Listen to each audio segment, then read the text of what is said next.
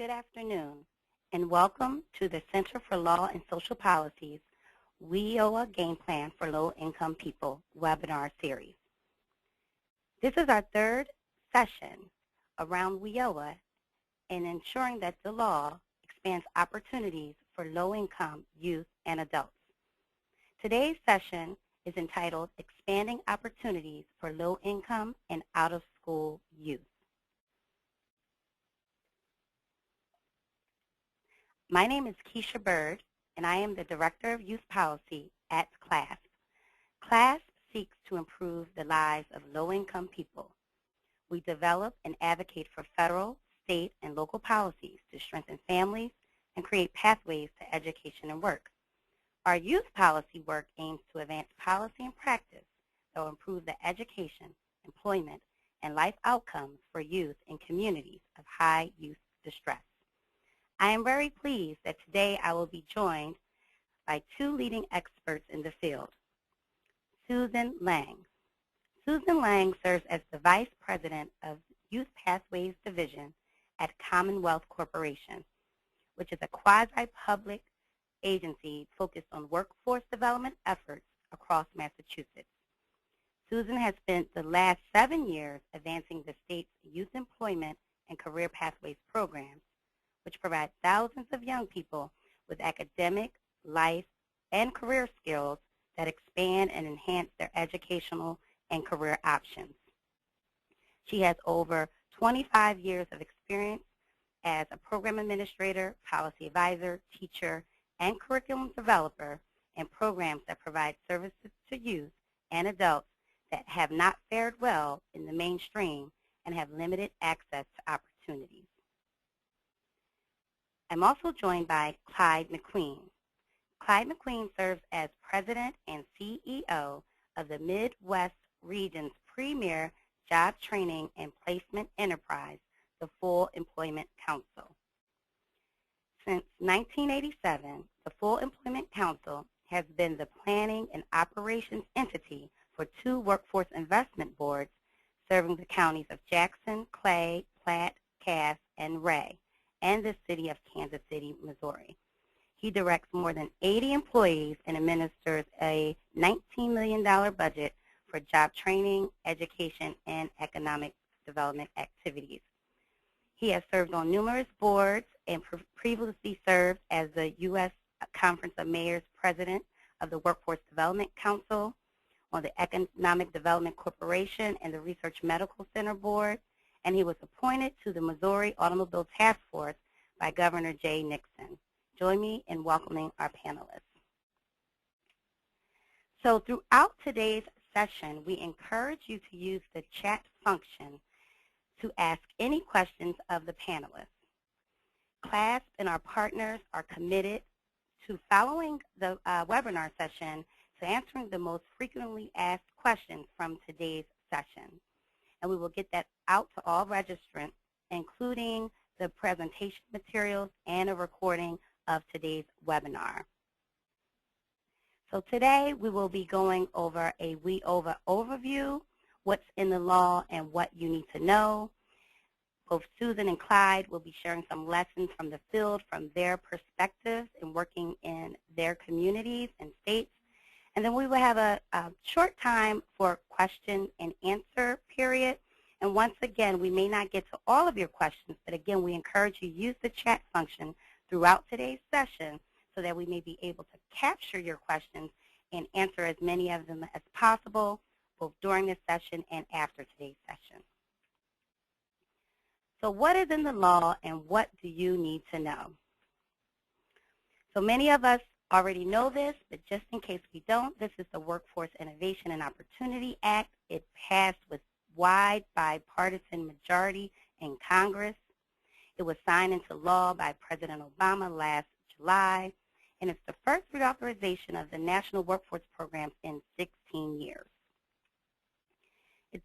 Its scope is 6 core programs. It's Title I, Adult, Dislocated Worker and Youth, Title II, Adult Education, Family Literacy, Title III, which is Employment Service or Wagner-Pizer, and Title IV, Vocational Rehabilitation. The WIOA scope also encourages service delivery partners with TANF and Second Chance Act, and other potential partners with career technical education, SNAP employment and training, and community colleges. Today we'll be mostly focused on leveraging opportunities through Title I youth, out-of-school youth. So from CLASP perspective, we believe that WIOA offers new opportunities to advance economic mobility for low-income and low-skilled adults and youth. It increases the focus on serving the most vulnerable workers. It expands education and training options to help participants access good jobs and advance in their careers. It helps adults and youth to earn while they learn, and it aligns planning and accountability policies across core programs to support unified approaches. So WIOA targets funds to helping those with barriers to economic success. We want to highlight just a few of these for you. One, which we'll get more into throughout today's session, 75% of the youth formula funds available to local areas are required to be spent on out-of-school youth. Through the Title I Adult and Dislocated Worker Funding Stream, priority of service is strengthened. That means priority of service should be given to public assistance recipients, individuals who are low income or who have barriers to employment. There is a new interim progress measure included, which rewards programs for helping the hardest to serve. And there are new definitions, including individuals with barriers to employment, an expanded definition of homeless individuals, and basic skills deficient. Specifically related to services to disadvantaged youth, we know that 75% of youth funds are required to be spent on out-of-school youth. This is what the statute requires. This is up from 30%. There's a new age range for out-of-school youth eligibility, age 16 to 24. The law also requires that 20% of available youth formula funds be spent on paid and unpaid work experiences, including summer jobs, for in-school and out-of-school youth. It adds youth living in a high-poverty area to the low-income criteria for youth activities, which should ease service to providing services to youth who are living in really poor communities. And lastly, for the in-school eligibility and definition, it includes two new categories, English language learners and those who have a disability. So I just want to review really quickly the definition of out-of-school youth. Out-of-school youth means, for WIOA, an individual who is not attending any school, again as defined by state law, who is between the ages of 16 and 24 and are one or more of the following. A school dropout, has not completed high school or their secondary credential. They may be within the compulsory age of school attendance, but has not attended school for at least the most recent complete school year calendar quarter. They may have their secondary school diploma or equivalent, but they are a low-income individual and are either basic skills deficient or English language learner. They are subject to the juvenile or adult justice system. They're a homeless individual, homeless or runaway, in foster care or aging out of foster care, an individual who is pregnant or parenting, or an individual who has a disability. And lastly, they're a low-income individual who requires additional assistance to enter or complete an educational program or to secure or hold employment. So moving on, WIOA expands education and training options as well. It clarifies that WIOA training funds available through adult and dislocated worker Title I funds can be used for individuals who are unable to obtain Pell Grants.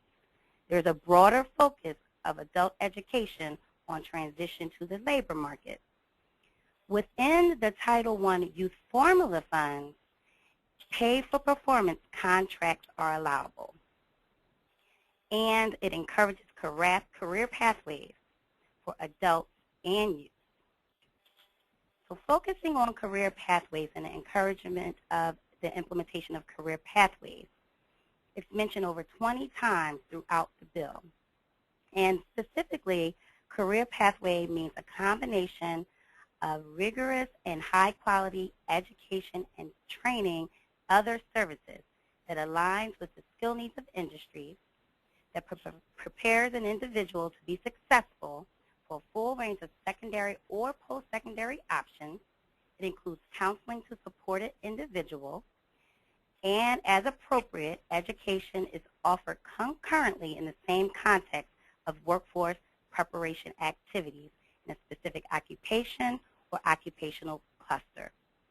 It organizes education, training, and other services to meet the particular needs of an individual in a manner that accelerates the educational and career advancement of the individual and enables an individual to attain secondary diploma, recognized equivalent, and at least one post-secondary credential. Lastly, it helps an individual to enter or advance within a specific occupation or occupational cluster. From the CLASP perspective, we feel there are three essential features of career pathways that complement the WIOA definition within statute. One, there is a well-connected and transparent education and training credentials and support services. There are multiple entry points for well-prepared students and targeted populations, again, including out-of-school youth. There are multiple exit points, all while young people, youth and adults, individuals with barriers, are increasing skills, competencies, and credentials, which are informed by employers. Again, enabling people to earn while they learn. The on-the-job training wage reimbursement has been increased to 75%. There are 10% of funds available for transitional jobs for individuals with barriers to employment. This is an option that can be made available by the local workforce board. There are, again, paid work experiences for youth required, including summer jobs. And there is increased focus on integrated education and training through adult education. Lastly, WIOA aligns planning and accountability policies. While the law no longer requires a youth council, the local board may have a youth subcommittee. It does require a 4-year unified state plan of all core programs, and states are allowed to do a combined plan of one or more additional programs, again, aligning career and technical education, TANF, temporary assistance for needy families, and SNAP, employment and training, to the unified plan. State and local plans must include youth and adults with barriers in their analysis, needs, vision, and goals. They must describe how they will access services, how services will be accessed and will be expanded, and how the local board will facilitate co-enrollment. And common measures are included across all the multiple programs. There's a slight variation for the youth programs. I'm not going to go into much detail about the youth performance measures today. CLASP is committed to having a performance measure webinar, which we will go into more detail how it impacts low-income adults and youth with limited skills. But I will call your attention to two particular new elements in the performance measures. One, it includes a new credential measure. That's the attainment of a recognized post-secondary credential, a secondary school diploma, or its recognized equivalent. It's obtaining that during the program year within 1 year after the program exit. And what's new about this and interesting is that attainment of a secondary school diploma or its recognized equivalent only counts if the individual has obtained or retained employment or are in an education or training program leading to a post-secondary credential within 1 year after exit of the program. So really, again, thinking about pathways, handoff, linkages to increase skills. But it also includes, again, the measurable skills gain towards a credential or employment measure as long as the participant during any program year is achieving those skills. I've already mentioned a couple of these pieces, but we feel that they really allow for more intensive training, which we know is important when working with out-of-school youth. 2 other points. The law requires state and local performance expectations and levels to be adjusted based on economic conditions and participant characteristics. Again, we feel these are opportunities or ways to incentivize serving, the really hard to serve out-of-school youth population. And the law requires states and local workforce boards to report the number of individuals with barriers to employment served by each core program with specific breakdowns by subpopulation. So now I'd like to turn it over to Susan Lange, who's going to tell you a lot more about how this plays out in the state of Massachusetts and how some of their learnings around practice can inform your planning around WIOA. Thank you, Kisha. Thank you, Kisha, very much. Thank you, Kisha, very much. So I want to talk a little bit about what we're doing here in Massachusetts. We're actually really excited about the changes in WIOA with the expanded age to 24 and the increase in the out-of-school youth population. While I think for many folks, serving the 21 to 24-year-olds is going to be new and may bring some new challenges, with it also comes great opportunity. I think one area that we focus on with this particular population is really their resiliency. The fact that they are still engaged and willing to participate in service is certainly an asset that they bring to the table. And when we talk about our career pathway planning, I want to start really by focusing on goals. Our long-term goals for young people are the same regardless of where they are, what their starting point is. So the long-term goals include really solid transferable soft skills that include critical thinking, self-advocacy, and have a future focus. For all young people, we want them to have academic persistence with career aspirations. We want to make sure that young people have a clear pathway plan that includes their now job, their soon job, or their next job, and have them be working toward and thinking about their future job or their career, their long-term career aspirations. And then we want to absolutely make sure that everyone is engaged in healthy decision-making and reducing risky behavior. So again, just to reiterate that the goals are the same for all young people. What the programming looks like, including the length of programming and the dosage, means the intensity and the exact services, may vary based on the individual young person and what their starting point is. So for us here in Massachusetts, I would say, we think about young people falling along a continuum of risk. And then we craft service strategies and pathway plans for young people based on their risk level. And so if you look at the chart, we have young people who we can loosely categorize in these 3 areas. And certainly these are not hard and fast, and young people can move from one category to another category. But young people who we categorize as placed at risk are young people who have the poverty indicators, largely in school youth, and they have most of their protective factors in place.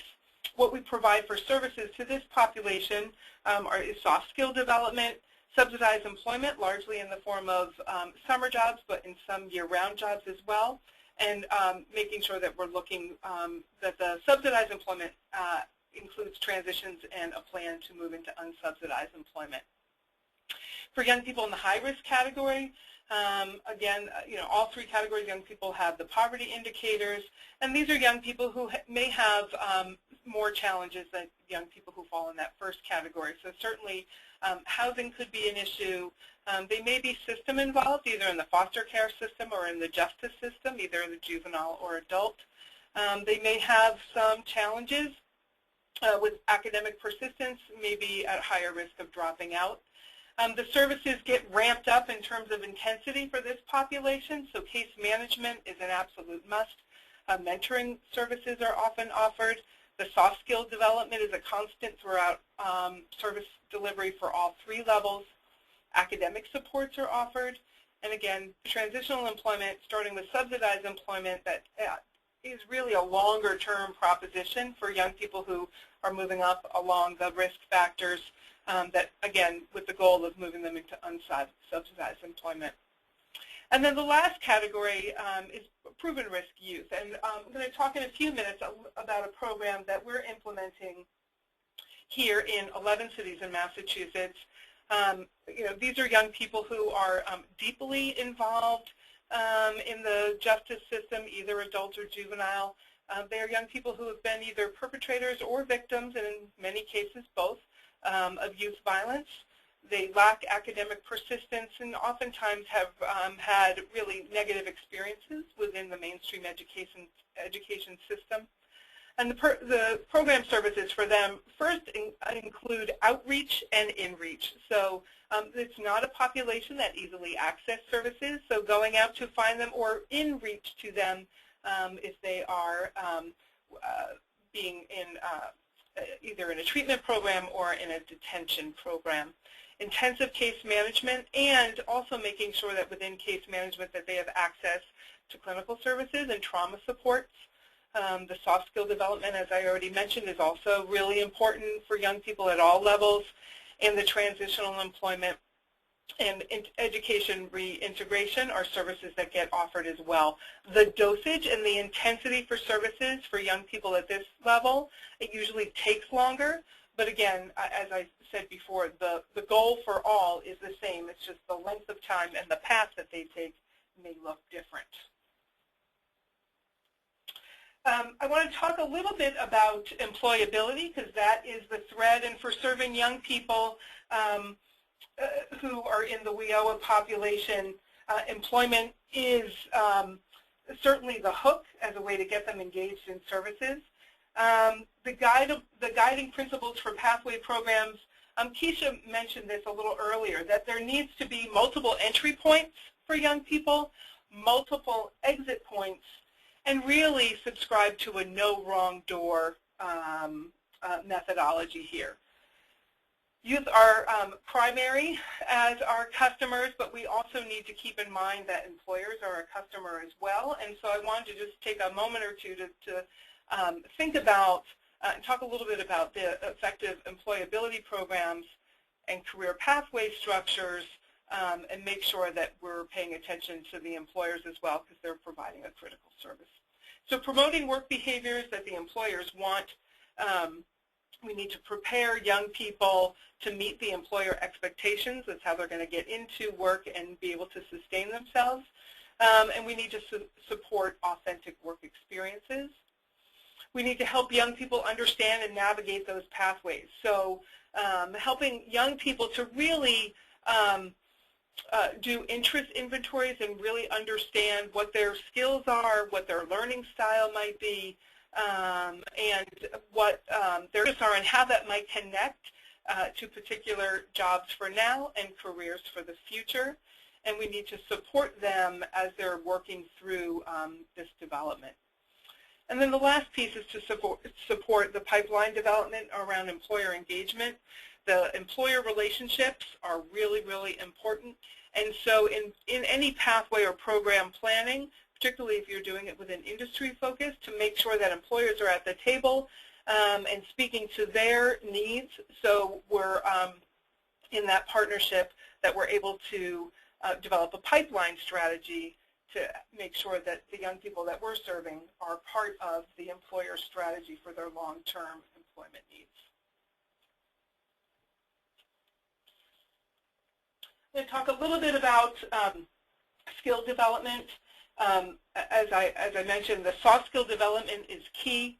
At Commonwealth Corporation, a couple of years ago, we did a large study in partnership with Dr. Paul Harrington from Drexel University to really understand the trends in youth employment. We had seen youth employment dropping off for about 12, 13 years, and anecdotally, folks were saying that it was because the economy had dipped, when in fact it didn't really feel like that was the whole story. We talked to more than 200 employers who really told us that young people for entry-level employment, they were coming to the table with the fundamental math and literacy skills, and certainly blew adults out of the water in terms of their technology skills, but the area that they were lacking in were really the soft skills. And so as we're putting together programming, the soft skill development is really builds a strong foundation for young people and has to be core to the programming. So there's a few areas that we really focus on that employers signaled to us were areas that young people needed to strengthen. So dependability, communication skills, collaboration skills, and initiative are the ones that we focus on. And so that's one piece. So we've developed a curriculum that really is developmental in nature and builds upon itself. But the other key piece of that is making sure that we're training and supporting the folks who are facilitating the curriculum. This isn't a stand and deliver approach but really if we're working on soft skill development, it has to be really interactive and hands-on so young people have an opportunity to not only develop those skills, but really put them into practice, both in a workshop environment and then certainly at the work site. I want to talk a little bit about a particular initiative that we're working on that is a population that certainly comes under the new WIOA definition.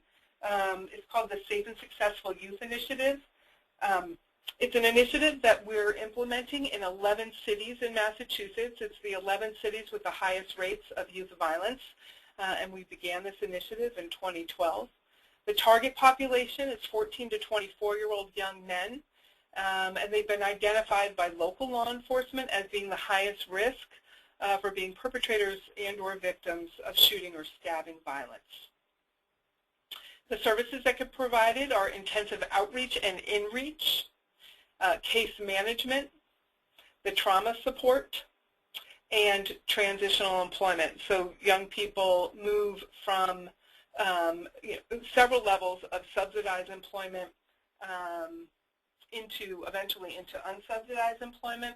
And we know that in implementing this model, it takes a significantly longer period of time in working with this population than if you think back to the earlier chart around risk levels. So for a young person who's placed at risk, a young person who's in the proven risk category, it's about an 18 to 24-month journey in general for them to move from the outreach or in-reach stage into unsubsidized employment.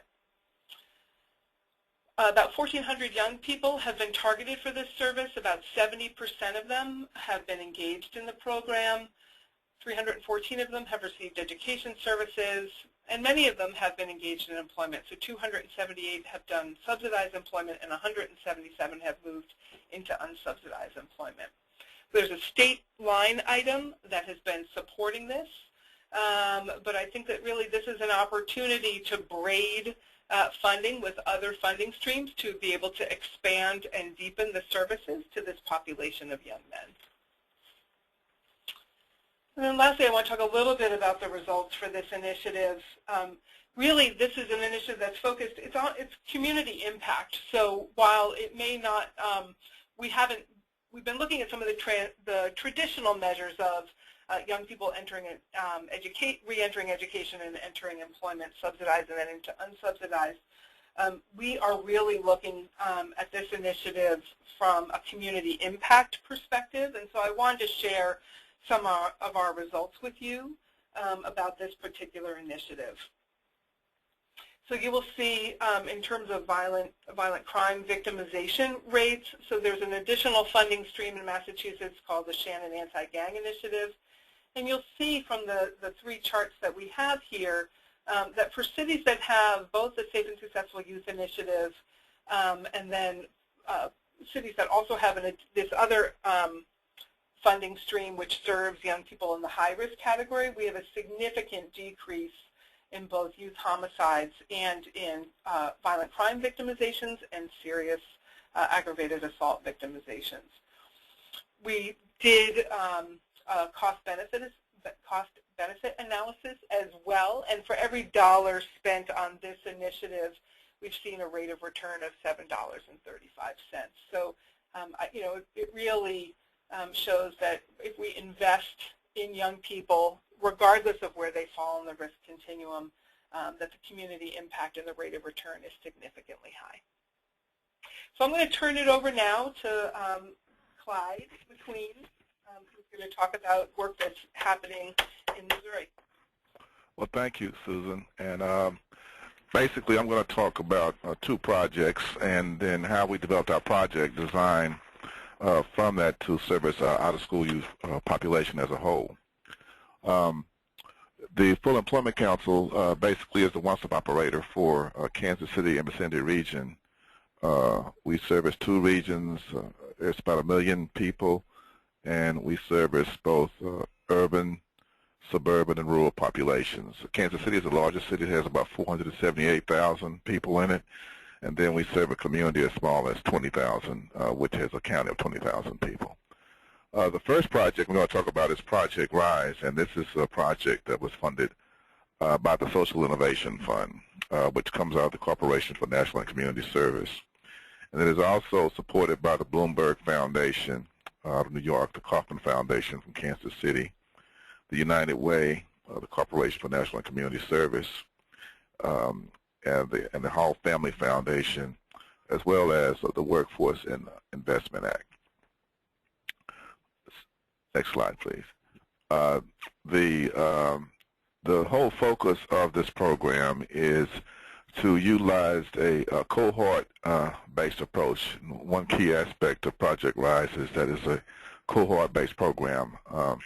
So the classes are in cohorts, service learning is in cohorts, and it is it's kind of like a freshman class. So we start off with 30 young people. If someone drops out, we will not re-enroll anybody. So the class stays constant. If there is a dropout from the class, we don't replace it. Second thing was as a criteria of the grant, there was some very rigid criteria that we had to honor in working with it. First, that no participant or client that we enrolled could be above the 6th grade reading level.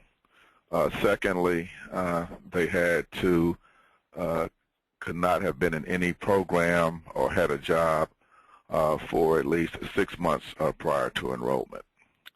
And then the third thing was that they could not be recidivists that had come out of one of our other programs and gone into this one. If you look at the characteristics, which is on the left-hand sheet of that paper, it kind of tells you what the characteristics are of the total population of persons that we have served.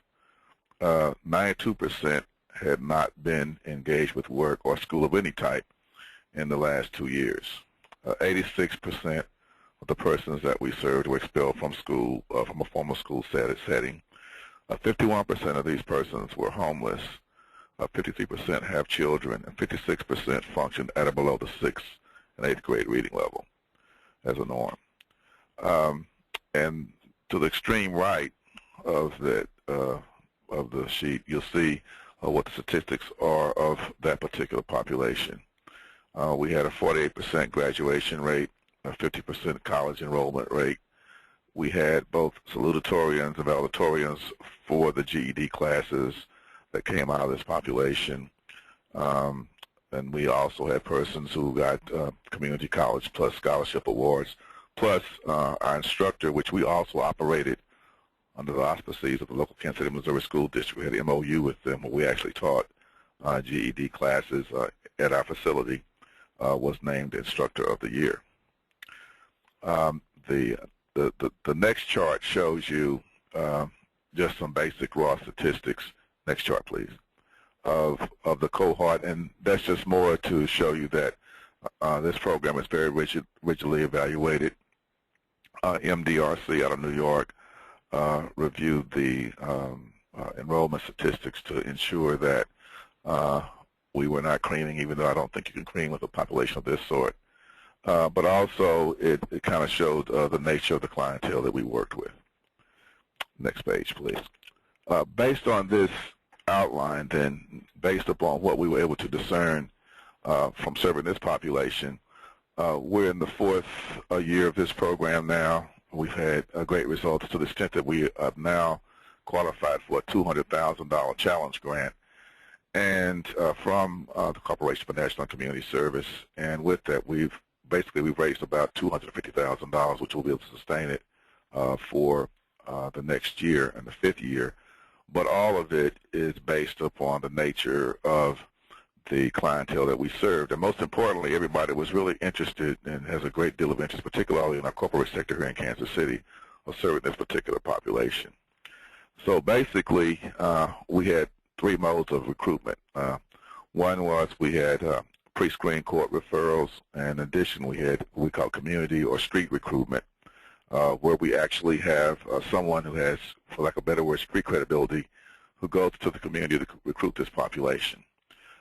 We have MOUs with about 30 different organizations who service out-of-school youth to refer young people to us that they deem to be prime candidates for our program. We mix that with persons that we identify ourselves through our street recruiter, and we also have MOUs with our justice system for youth who are in juvenile court or things of that sort. Once they're referred to us, we then have a program orientation to basically educate them on the nature of the programs that we offer. One thing that's pretty important to note is that many of the young people are very cynical. A lot of times they've had broken promises. They're getting their phones called constantly by programs wanting to recruit them. So it's very important that they understand that you're very specific, you're not general, and that you really may do what you say you're going to do, or you could lose them very easily. The next phase of this program is career pathway reinforcement. And that's where we actually ask the question, is this client ready? We have an admissions committee. It's kind of like admissions to a college or admissions to a school or even to a club, where we ask them, we grill them on they're ready. Do we make sure that they have all their support services identified? And we know that there's no barrier to them participating and completing the program. Then we do what we call a labor market overview, where we look at all the jobs in the region, the pay levels, where they're located. We kind of GPS where all the hot jobs are located to make sure they can get to and from them. And they also know what the credential requirements are. We put a lot of focus on short-term credentials, where you can get credentials in 8, 12, or half a semester or a year at the most. And we also know whether or not they can be able to be sustained during that time frame. Then we determine what career is compatible with their interests and aptitudes, and we develop a career action plan. And at the bottom of the chart, you'll see we have two components that work with the career action plan. And the youth development side of this is as important skill development aspect of it. And the youth development side of it, service learning is a big component. We want to connect youth back to their community, but more specifically outside the neighborhoods in which they live, because a lot of young people tend either for apprehension of going beyond their neighborhood, but we also do it in groups so that they can understand. So whether it's homelessness, hunger, they have a theme, and that theme reflects a career orientation that we may be trying to emphasize during that project. We have a very extensive career mentoring component where we bring professionals in from the community to provide insight. We call it connecting young people with connected adults. And these may be both retirees or existing managers who can identify career potential and job opportunities that exist. Customer service is very, very important. One example is we had a young lady who unfortunately had an incident outside of our campus with a number of young ladies, and they took her keys to her house, to her car, and broke her glasses. And one of the things that we had to do at that point was to be able to get her car rekeyed, get her house rekeyed, get her glasses fixed within 24 hours without regard to a whole bunch of forms and things of that sort, because it enabled her to have enough confidence to go on and be sustained. And that young lady now is in a nursing program.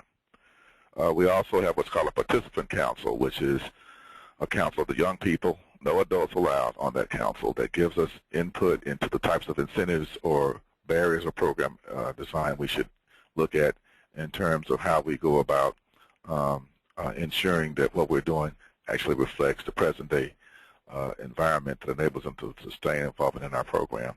And then finally, we have an alumni club, which basically are successful graduates of our program that we use to promote it, either to the city council or to our funders or to our board, so that people can connect what we do with the young people that we serve. And they're very excited to do that, by the way. On the same side, we have a skill development side, of which we found to be very important is we have a partnership with legal aid. Warrant relief is very, very important. There are a lot of young people that have warrants, whether it's for tickets, licenses, expired tags, or the like. And it's very important that we're able to get warrant relief for them because a lot of times they can't pass background checks or even get past first base, even though it's just a warrant. It's a red flag for them. So that's a very important aspect that we found out. We also have options. Young people can get a GED, or now it's called high set, or they can go to alternative school to get a diploma, whatever is their preference. And then we have a classroom training component that can be done either with the high school diploma or as a standalone. But in many instances, we're either doing a classroom training with a GED or an internship with a classroom training component, or OJT that has a classroom combination tied with it, because we are utilizing both work-based and classroom activities, which sustains their interest, plus they can see the real black and white of how the work experience ties to the need to continue a lifelong learning track. As we do that, if you go to the next slide, you can see that for many of us, and in both East and Jackson County, which is our smaller WIB that we serve, as well as KC and vicinity, these are the performance standards. In Kansas City, which is a large city where we serve about 80% out-of-school youth, and that's the performance standards that we hit there, our dashboard. And then in the smaller region, Eastern Jackson County, that's our dashboard there, which means we're exceeding our performance standards with about a 70% out-of-school youth population. So that model we've seen to work pretty good in terms of an area-wide strategy. And also, the next page kind of gives you a project that we did, which we call GREAT, which was a Green Retrofit Employment and Training Program funded by the Department of Energy. The students that went in that particular project were not as, I would say, they were not as distressed as the ones that we talked about earlier. There was no requirements in terms of them being at 6th grade reading level. So many of these persons were about maybe, I'd say, average 8, 8.5, 9th grade reading level. It was a work experience component combined with a classroom training component provided by the University of Central Missouri. And it was with energy retrofit and training programs. We basically had teams of young persons who went out into the community, and they provided community surveys, they distributed energy kits, and they even installed some energy retrofit in some communities. They worked in teams of 5. They had a lead supervisor. This was a $2 million project, but it was really good because all those young people had an OSHA 10 certificates. Many of them also had customer service and weatherization certificates granted by the University of Central Missouri. And about 60% of those young people went on to school or actually were employed at the end of this project. And we thought, and it kind of gives you, as was mentioned earlier, Susan mentioned earlier, you had an extremely hard to serve group that was in Project Rise, but we used a model there. And then in this model, we had a group that was out of school, but whose education levels were a little bit higher and who were still in some type of educational component or were not necessarily out of school completely. But in both of those instances, I think the program design that we found to be most successful was using what we call a horizontal system of service, so that once we got a person in, and okay, it was pretty hard to get in, but once they were in, whatever the budget was, they could access it very easily. So whether it was for transportation, child care, support, all of our staff have cell phones. Young people like to text, so we have models. They know that the young person texts them, they need immediate access or response. We allowed the schools that provided the training did here at our facilities. So some instances, because the school campuses did not always have the adequate space, they would train at community facilities, which we arranged for them. And third, the classes were not necessarily semester-based, so they were on-demand classes we could get them going in as little as 30 days. And they were also always in demand occupations or areas that we had young people of interest. I think also in closing, the most important fact, if you look on the very first page where the young people were there, we have a Young Adult Career Connection Center, which was just for our young people. We moved it away from our career centers because there's two different types of energies that were there, and sometimes having them in a place where it's dominated by adults tends to be a little bit suppressive for them. So the Career Center, we call it the CUBE, Career Connection Center. It's across the street. It's safe. We got a recording studio in there. We have an auditorium in there, and it's a very safe facility. So I'll stop right there. Any questions, we're glad to have them. Yes, thank you, Clyde and Okay. Susan. We have lots of questions, so I definitely want to jump right into the questions. I want to reiterate to everyone that even if we do not get to your questions, we are committed, CLASP and our partners who are on the webinar session today are committed to following up and sending information out to the most frequently asked questions. So I'm going to turn this right over to you, Clyde and Susan, since you both work at the state and local level. One question was, what should state legislators, and I'll also say other elected officials, and or college presidents know about WIOA youth? How should we encourage them to secure more formal partnerships, whether it's a large or targeted population or portion for them? So I wonder, Clyde, if you could just take a couple of minutes to speak to that and then turn it over to Susan. Well, it's interesting you asked that question. I just met with our college chancellor last week, and talking about out-of-school youth. Well, number one, with the right type of course offerings, these are potential students for their institutions, but we hearkened upon them the need to have very flexible class schedules. So, you know, the offering of evening courses, of weekend courses is important for this particular population. Second, we also talked about the fact that there may be young people who may graduate from their institutions with who, under the definition of out of school, you have young people who may also be not able to find work but have a credential that may be outdated. We can work with them to get them placed into employment. But third, I think we try to emphasize on the need to have what we call combination-based approaches, so we could combine classroom training with an internship or work experience, particularly in demand occupations such as manufacturing or healthcare natures, things such as that, to show them that they had to be more flexible. You can't use this traditional 20th century approach to what I call post-secondary education, which is based on a model of spring, summer, and fall semesters. And he had a staff there, and they were very, very open to it. And the whole aspect that we work with them, they sit on our board, and concurrently we're able to work with them in helping to develop more attractive course offerings. I think that was the main thing that they've seen that in fact, a lot of the testimonials, a lot of scholarships, those that young people got to go to the college, but they went there because the offerings were pretty succinct, they were demand-driven, and that they could be able to accelerate their training time. Thanks, Clyde. Susan, do you want to add anything about communicating to state elected officials or legislators around this population? Sure. Actually, I met with a state legislator yesterday. So I think the message that's really important, so to go back to, we were talking, both Clyde and I think, talked about, it's not a one-size-fits-all for young people. They do fall in at different levels of risk, and what they need at any given point in time may be different, both in terms of length of service and dosage. And I think the message to legislators to be able to understand that we need multiple funding streams. There's no one pot of money that's a quick fix. And so I think with WIOA, there's a terrific opportunity here to pair with other funding streams, both at the state and local level, to really enrich, enhance, and lengthen services, particularly for those young people who may have greater rather than fewer challenges. Great. Thank you, Susan.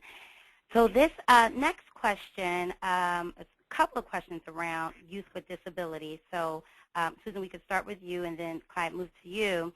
We know there's a lot of overlap with young people who have been diagnosed or not diagnosed with a disability who drop out of high school and overlap with young people who may have been incarcerated.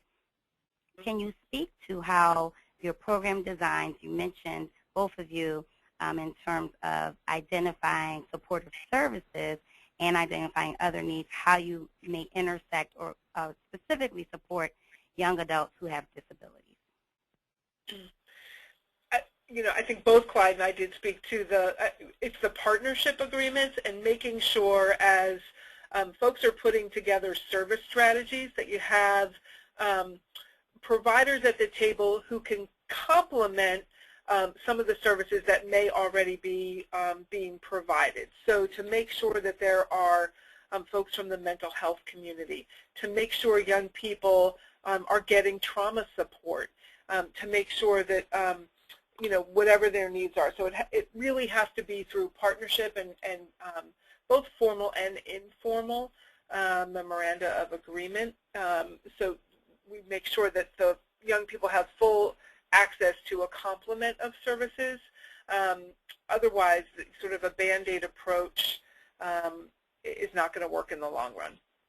Yeah, and I agree with Susan. One thing that we've been doing over the past 3 months in preparing for WIOA on our website of the business is meeting with the vocational rehabilitation people as well as the AEL people. And quite frankly, vocational rehabilitation has a large number of resources, particularly for internships and things of that nature for youth who are economically disadvantaged that have some disabilities, and whether it's learning disabilities or Susan mentioned somebody who has some trauma, things of that sort.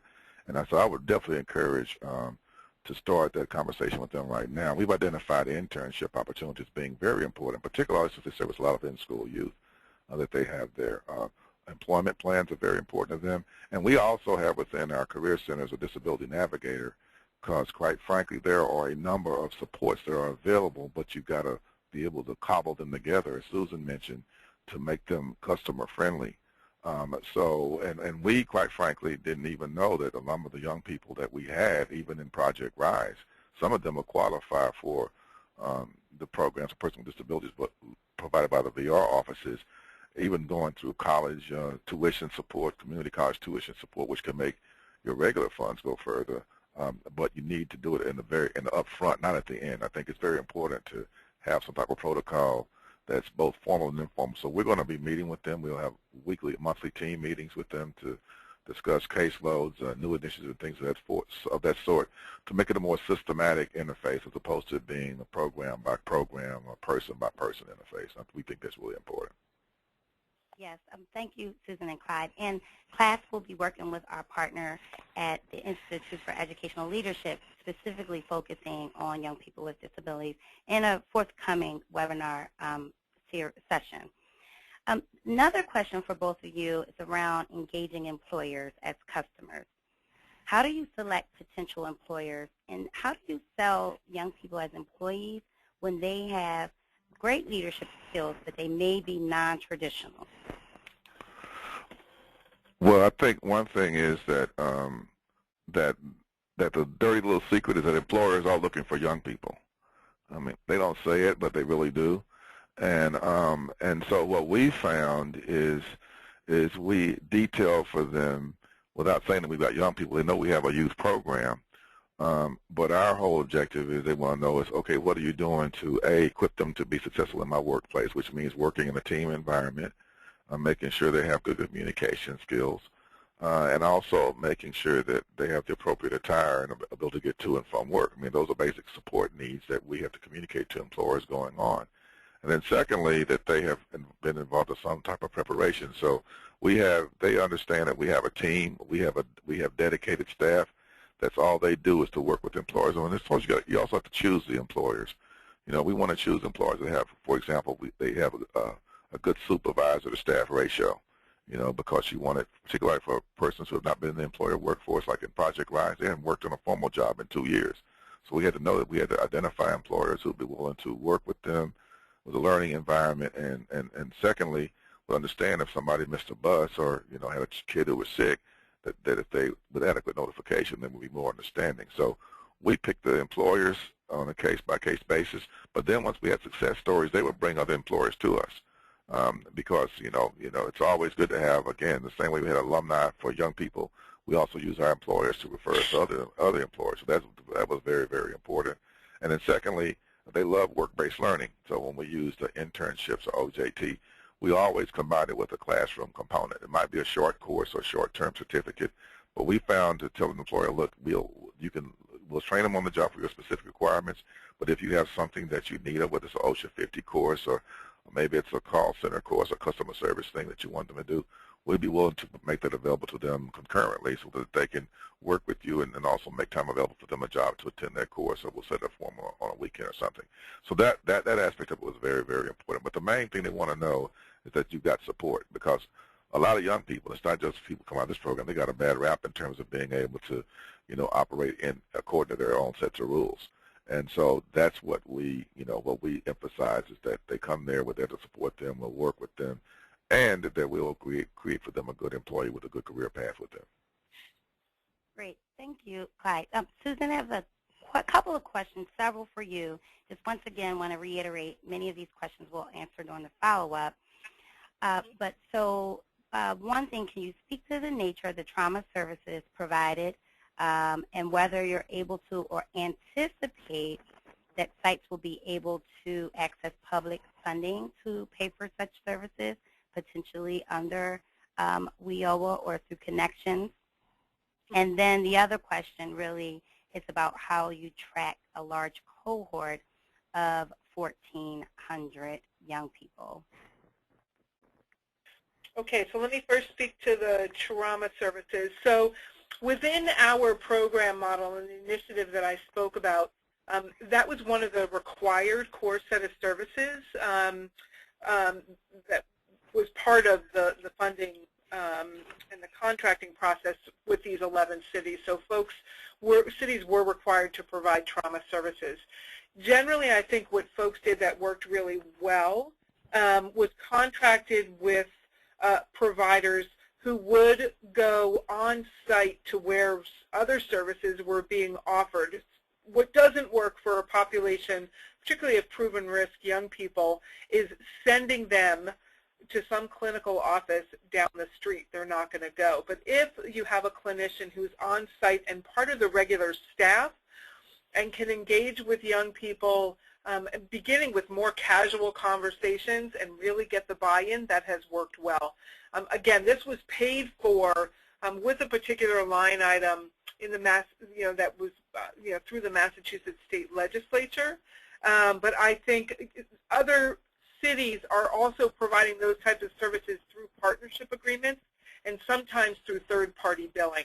But I think in terms of what the service delivery looks like in a successful way, it needs to not feel like you're sending a young person to therapy to another organization. They don't trust it. They won't go. But I think if it's really integrated, that has worked well. In terms of tracking a large, go ahead.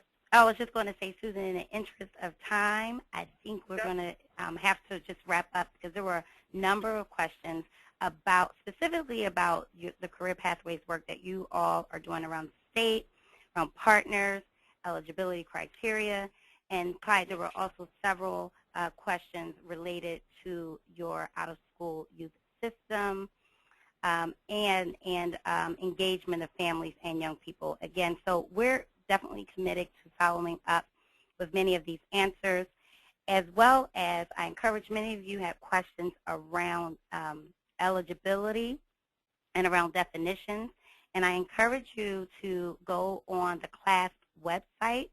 We have a number of resources called WIOA Game Plan for Low-Income People, in which we talk a lot about the intersections with other programs such as TANF, adult education, and as well as how we can incentivize and really push this particular legislation to serve out-of-school youth effectively and well. So we thank you for your time and for joining us today. Again, we will follow up with the materials from this webinar session, as well as the recording following, again, this session within the next week. And please feel free to contact any one of the presenters today with additional questions. We know the federal partners, Department of Labor, Education, and HHS, are planning to get their regulations, proposed regulations out any day now, and many of our questions will be answered in part through some of those proposed regulations. Please stay tuned for more to come from CLASP, and we thank you for your time.